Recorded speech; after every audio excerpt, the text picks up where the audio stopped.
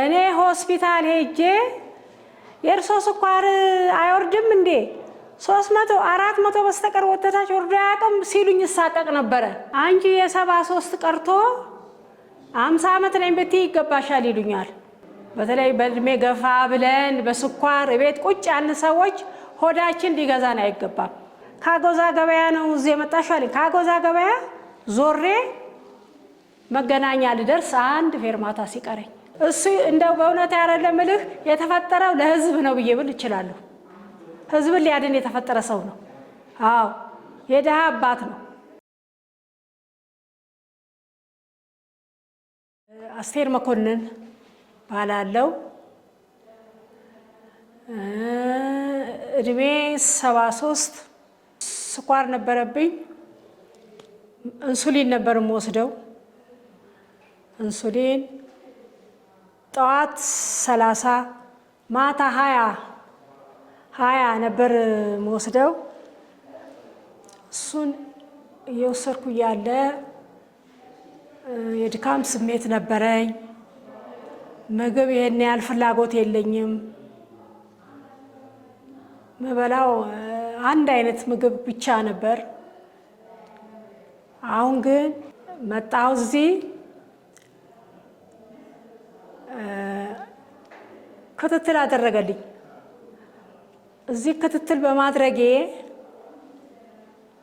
ስኳሬ ቀንሶ ስኳሩን ተውኩ ማለት ይቻላል። ትቼዋለሁ። የኮሌስትሮሉን የደሙን በደሜ ውስጥ የሚገኝ ስኳር የለም። ከመቀልፍ በፊት 400 300 በስማ እስከ 500 ይገባ ነበረ።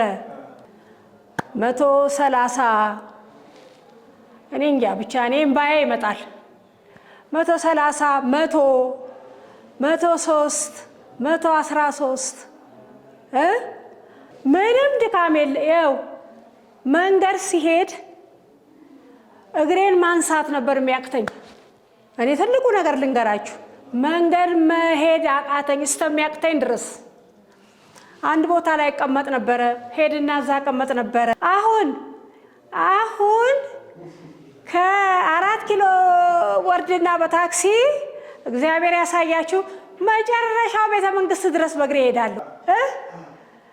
ከዚህ ደግሞ 4 ኪሎ ጋር ወርድልህና ደግሞ ከኤድናሞን ደግሞ እስተርኤል ቤተክርስቲያን በእግሬ ድካም የሚባል እንትንን ይሄ አዳዲስ የተሰራውን ፎቅ ስጎበኝ ነው የምውለው። በእግሬ ሳስሰው ነው የምውለው።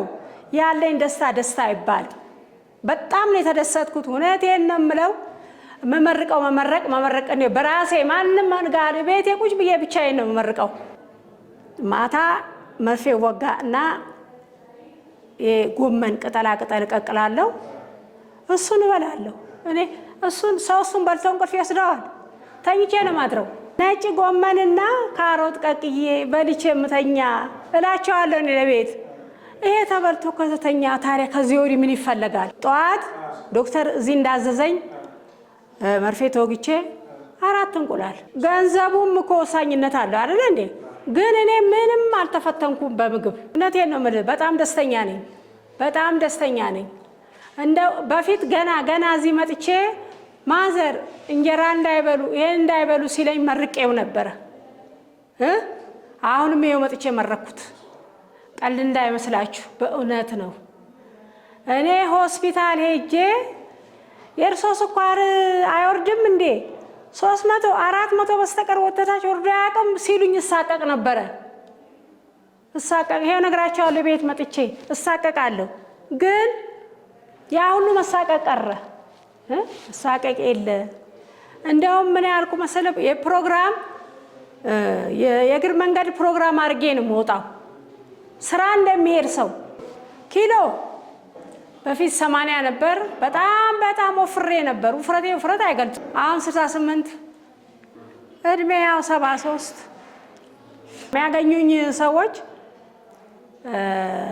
ማዘር ለምንድን ነው ሻይ የምትጠጪው ሲሉኝ፣ አይ ስኳር ነበረብኝ አሁን ትንሽ የድካም ስሜት ስላቸው፣ አንቺ የ73 ቀርቶ 50 ዓመት ነኝ ብትይ ይገባሻል ይሉኛል። ገብቶሃል? ስለዚህ እኔ በጣም ነው የተደሰትኩት። በጣም ይሄ ነው ልልህ አልችልም። እዚህ ስላልመጣሁ ነው እንጂ እዚህ መምጣት አልመጣቴን አላወቅኩትም። ገብቶሃል? ብዙም እንትን ማለት ግንዛቤው ስለሌለኝ ነው እንጂ መጥቼ እንደው በየቀኑ ብነግረው ደስ ይለኛል በጣም። ይሄ ነው ልልህ አልችልም። በብዛት የምጠቀመው በቃ እኔ በብዛት የምጠቀመው ነገር ነገርኩ። ጎመን፣ ቅጠል የነዚህ ገበያ ላይ የሚሸጡ እንትኖች ፍራፍሬዎች እነሱን ነው የምጠቀመው። እነሱን ያው ልጄታ እንትን ትለኛለች። እሱ ይገዛል፣ ይከታተፍና ይቀቀላል። በቃ ሌላ ይሄ ምንም የምጠቀመው ነገር የለኝም ከዚህ ውጭ። እሱ እንደውም መጥቶ ማዘር በጣም ደስ አለው። ለምን ጎበዝ ነሽ፣ ጠንካራ ነሽ፣ ምንም ነገር ሳትበገሪ እዚህ መድረስ ሻለ ልጄ። ደስ ብሎኛል። እኔም ያው በጣም ማንኛውም ሰው ይሄንን ምክር ተቀብሎ እንዴት ነው ምልህ መወላወላ አያስፈልግም። አሁን እዚህ እንትን ብዬ እንደገና ደግሞ ያን አይሰራም። ሆዳችንን እንዳሳየነው ነው አይደለ እንዴ? ምንድን ነው በተለይ በእድሜ ገፋ ብለን በስኳር ቤት ቁጭ ያን ሰዎች ሆዳችን ሊገዛን አይገባም። ለምን ልክ እሱ ሐኪም ዶክተሩ ያዘዘንን መሄድ፣ ዶክተሩ ያዘዘህን ተከትለ ከሄድክ ምንም ነገር እሱን ነው የምለው። አሁን እኔ መርፌው ኢንሱሊኑ አሁን እሱ እንደውም እየወጋው በሚሄድበት ሰዓት በጣም ይወርዳል። በፊት እንኳን ሊወርድ ቀርቶ ቤቱ ነው የሚመስለው። ሐኪሞቹ እስከሚገርማቸው ምንድነው የሰው ስኳር የማይወርደው ምክንያት ይሉኝ ነበረ። አሁን ግን እኔ ከዛ ወጥቼ ስኳሬን ስለካው መለኪያ ደግሞ ምንጊዜም እሱ ልጄ ይገዛልኛል ቶሎ መለኪያ እየለካው ሳየው እደሰታለሁ። አሁን ትላንት 100 ላይ ነው ያለው። እንዴት ደስ አለኝ። ይሄ ቀላል አይደለም። እውነቴን ነው የምልህ። እና ያ ነው 4 ኪሎ ወርድልህና ቤተ መንግስቱን ጨርስልህና ሴቶች አደባባይ ደርሳለሁ በእግሬ። ሳስበው እንዴ አይደክመኝም እንደዚህ ድረስ እንዴት መጣው ብዬ መልሼ ራሴን ጠይቃለሁ። አንድ ልጅ ምን አለኝ፣ ማዘር አንቺ አሁን አለኝ ደግሞ እንደገና ይሄ ደግሞ ሌላ ካጎዛ ገበያ ነው እዚህ የመጣሽው አለኝ። ካጎዛ ገበያ ዞሬ መገናኛ ልደርስ አንድ ፌርማታ ሲቀረኝ እንደዚህ መንገድ ላይ የሚነግር ነው። ማዘር ካጎዛ ገበያ ነው በእግርሽ እዚህ የመጣሽው አለኝ። አዎ ረበለው አለ። የእግር የመሄድ ችግር ድካም የለ። ይኸውልህ በጣም ነው ደስ ያለኝ። ዶክተርን ደስ ይበልልኝ። በጣም ነው የማመሰግነው። በጣም እሱ እንደው በእውነት አይደለም እልህ የተፈጠረው ለህዝብ ነው ብዬ ብል እችላለሁ። ህዝብን ሊያድን የተፈጠረ ሰው ነው። አዎ የድሃ አባት ነው። ምንም የሚፈልገው ነገር እኮ የለም። ዛሬ እኔ ልንገርህ የድሃ አባት ነው። የድሃ አባት ውይ ቃላት ያጥረኛል። ምን ብዬ ልበለ አልናገርም እንጂ እሱ የድሃ አባት ነው። አዎ ገንዘብ የማይፈልግ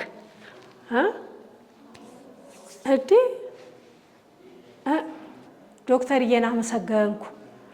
የምትመዘግሟም ከነፈገግታዋ ትባረክልን ትደግ። እሷም እሱ የደረሰበት ድረስ እዚህ ሰራ በሙሉ የምትሰሩት ተባረኩ። በስነ ስርዓት ነው የምታስተናግዱን፣ በስነ ስርዓት ነው የምትቀበሉን። ተባረኩ። እናመሰግናለን። አንተ ውይ ልጄ ተወዳዳሪ የለም። አንተ ጠንካራ የማይበግርህ ለምንም ነገር ጎበዝ ቆራጥ። አንድ ጊዜ ይሄ ይሆናል ካልክ ይሆናል። እንዲህ እንደው ሸውረክ ምን ማትል ጎበዝ ነህ። ለዚህ ያደረስከኝ አንተ ነህ። ከነ ልጆቹ ተባረክልኝ። አዎ